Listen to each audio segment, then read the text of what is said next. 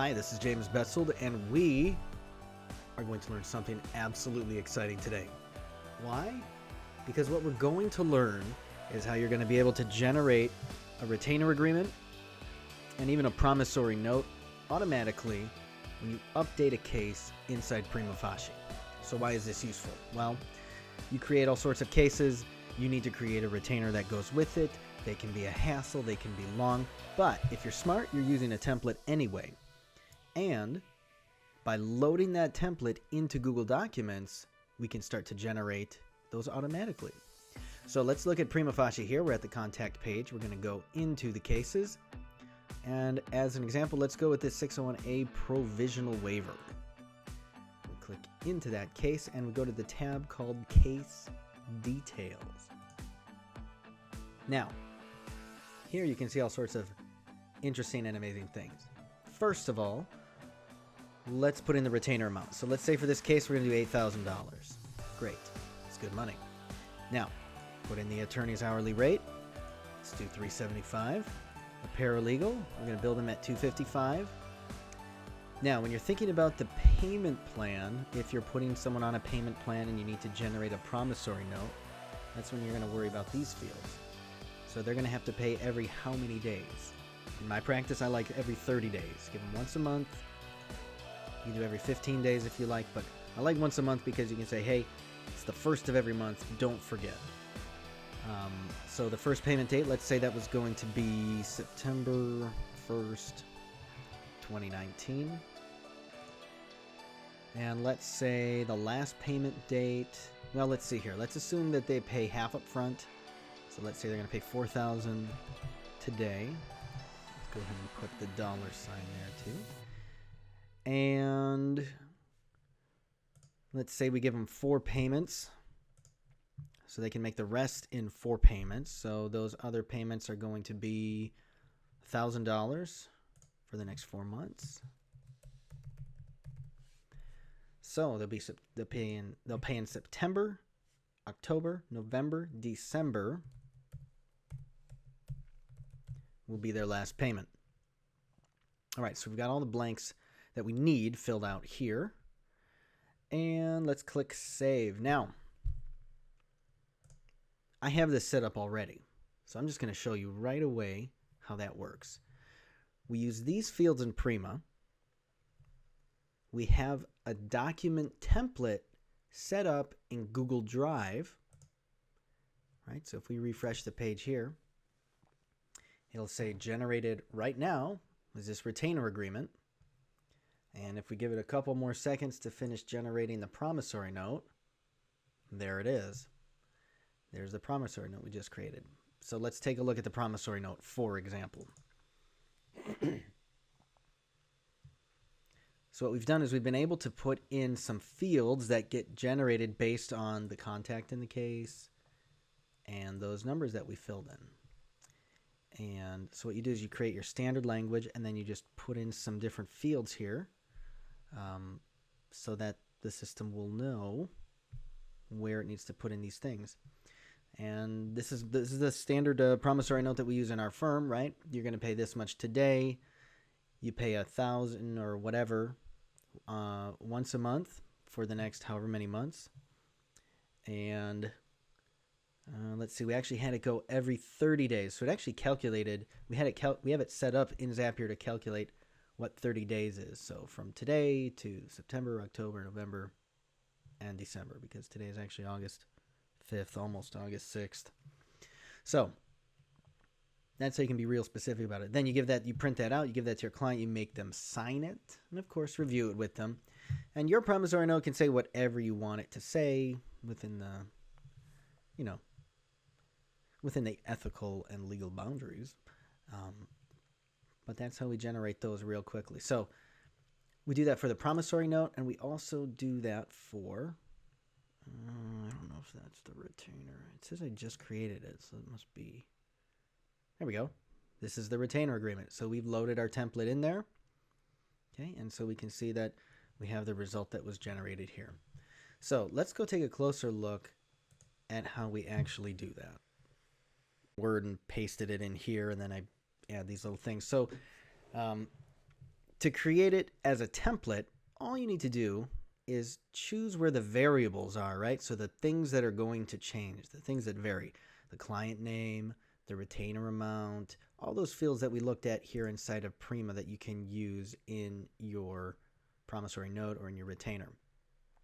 And so if we go back to, here we go, you just put these two, they're called curly brackets. In fact, let's zoom in a little bit here.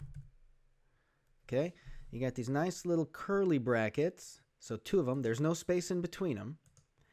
And then type in the name of the variable. Make sure it makes sense. So if this is where the client name goes, call it client name.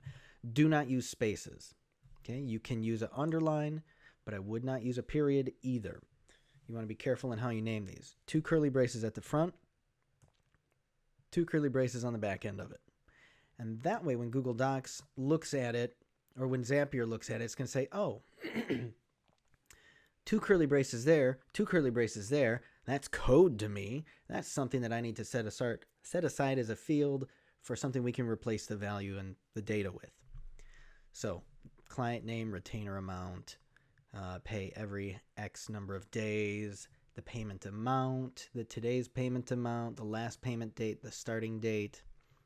And here we have, because of the way we set it up in Zapier, which you'll see in a second, we have a variable for first payment date, second payment date, third payment date, and fourth payment date. And you have the payment amount here. And we have it set up for 4. If we're going to allow someone to do a payment plan, which isn't something we do for everyone, right? If they're a little froggy, right? If they've jumped from attorney to attorney and now they've jumped to us, I'm not going to give them a payment plan. They can pay my full rate, or they can go somewhere else and keep jumping around, causing problems and probably complaining and leaving bad reviews to another attorney. Because they need to know right at that moment, no, I'm the attorney, I do really important work, and therefore I need to get paid right away. So if we allow it, it is 4 payments. So you pay half today and you pay the rest in equal payments. And then, I mean, if you need to, you can say it has to all be before a certain date or whatever, but that's how we do it. And so we have our fee payment promissory note. So we're starting to put the pieces together. We see the fields you need to fill in to have data inside Prima. We see the template that you create inside Google Drive. And as a note, it's important to know that you want to save this template in a folder where all of the ones that you generate are going to end up. It just makes it easier to find it when you're building the Zap. So the way it's going to work is you're going to have one folder in your Google Drive, for example, client contracts. And when you click the save button here, that will trigger that Zap to create those documents. And I'll show you in a second in Zapier how that looks. But that's how you're going to start generating those. And so then all you have to do is you just open your Google Drive, and you can see the most recent document you created, like we did here. And then you're good to go. You can open that, you can print it, you can save it, put it wherever you want. But it's generated now. And it's pretty quick, right? It's a lot faster than some other solutions I've seen out there too. All right, so let's move along here. Let's go to Zapier now, and we're going to look at the Zap here. And let's load it up. Okay, so this is the beta view of the new editor in Zapier. I'm going to go back to the classic editor for now because it's still beta. I'm going to skip a survey. So not everyone may have access to the beta editor. So what you do is you're going to let's go to a Zap, right? You create a Zap, and you will select your app as Prima Facie, which we're on 1.0.4 now. And the trigger you're going to use is right at the bottom, update case. That's when you click this button to update your case details. That will be the trigger. And then you're going to set an action here. So I actually wanted to format the date. So the date that was coming in from the database is one of those that's really long. But what you can do is you can just tell it, hey, so you add a step. It's an action. It's just called date time. It's a native Zapier one. And you say, I want to do it, I want the input is going to be this, and the format is going to be 4 digits for the MMMM. That's odd. It's just the month spelled out, however many digits it is. 2 digits for the day, and 4 for the year. That's what I prefer, because in English or Spanish, then it's clear what the date is. You don't get someone saying, "Oh, I thought it was September 1st, not January 1st," or whatever, or not January 9th or September 1st, if they invert those two numbers, right?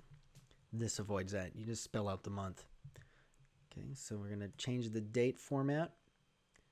From there, we have this action. So we're going to take that date. So this is actually was the case. The date that you update or that you save here, it takes that date. So it's the today's date.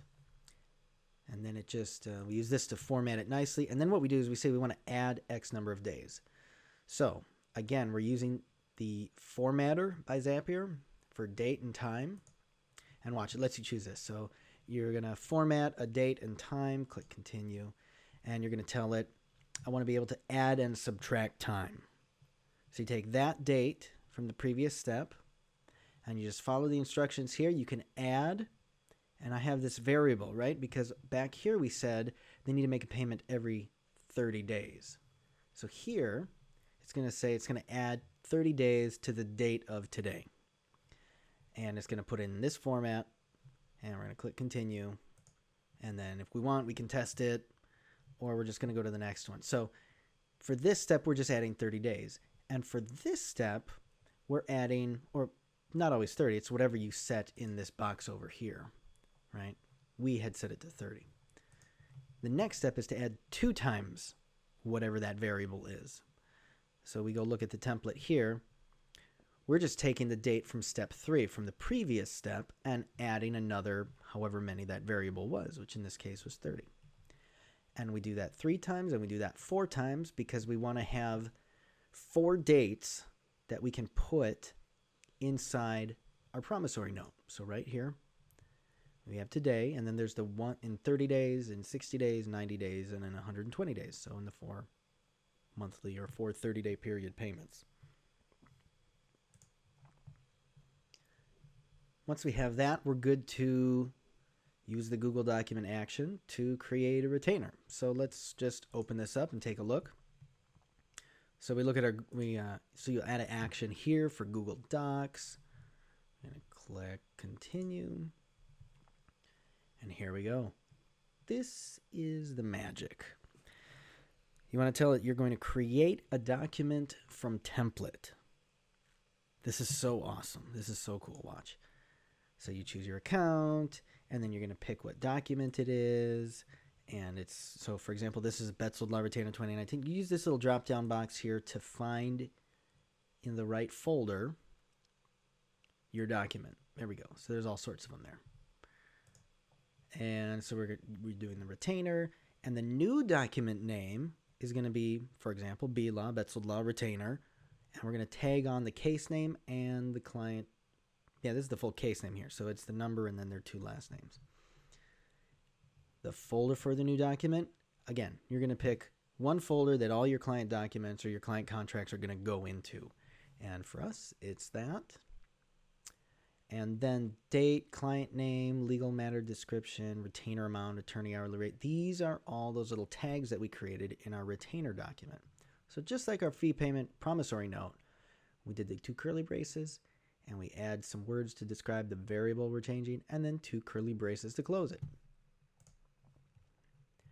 And then for each one of those, you get to choose, for example, let's look at client name here, right? We're going to look in here. We're going to click on where do we want that information to come from? Well, from the case we're updating, we have the information of that person. So this guy here. So you would just click to add those. The retainer amount, easy. Insert the field. It's under update case. And it's going to be retainer amount right there. You would click that. Okay, we've already done that. So that step, it's going to automatically create that retainer for us. And then we added, because you could do this in the same or you could do it in a different Zap. I decided to put it in the same Zap because pretty frequently we use both of these, and even if we don't use one, it's fine. But you just, again, add another step, another action, select Google Docs. You're going to create a promissory note. So you have your template preloaded. And then when you get to having chosen your document, you just choose where that data needs to come from for each of those custom fields that you made. See how it lists them out here? 1 payment date, 2 payment date, 3 payment date, 4 payment date. So every time you do that curly braces tag that you create inside Google Docs, it's going to list it as a separate line item here, and you get to choose where you want that data to come from. And just like with any other thing in Zapier, you choose what previous step you want to grab that data from. So that is how it works. So at the very end, make sure you go all the way to the end, make sure you're testing things as you go, and then make sure that your Zap is on. Because it would be very sad if you go through all this work and effort and you forget to turn it on and then it's not working. The other nice thing about this is an instant Zap, so you don't have to wait 5 minutes for it to go through or anything. It will happen as soon as you click the update or the save button here, and it updates your case facts or your case details. Sorry. All right, so just imagine all the fun things you can do with this. Now you could actually create a separate Zap, and you could say, you know, when I update my case details, I actually want to generate this type of court pleading or this type of whatever. You can choose what your trigger is, and there's so many you can choose from. And there's some fun things you can do where you can limit it by case type too. We're not going to go into that right now. We're just covering the basics today. But being able to generate these documents is very powerful because, of course, as an immigration attorney, you need to CYA, cover your rear. Because as you know, it's getting feisty out there. You know, people will do anything, and so you definitely want to have a written and signed fee agreement to cover your work. So it's very clear what you do, what you don't do, what's not included with this fee, you know, what it's going to cost, how they have to behave, what are their responsibility, what are the confidentiality terms you have as part of this, the way that they communicate with your law office, what you expect from them, how you may terminate your representation with or without refund. You know, go ahead and list all those out, and you can have those. And I mean, you just create this in Google Docs, and what you can do, like what we do, is we just do a Google translation of it for them as well. So they, you know, you tell them, look, you can take your time and read this in your own language if you want. All the terms are the same. The only thing that's different is this. The English part is the one that's legal and controls. So you really have to be careful out there. All right, so that's how easy it is to create your own retainer agreements and fee payment agreements and what do we call them? Promissory notes, triggered by the data that you put in Prima.Law. Have a great day.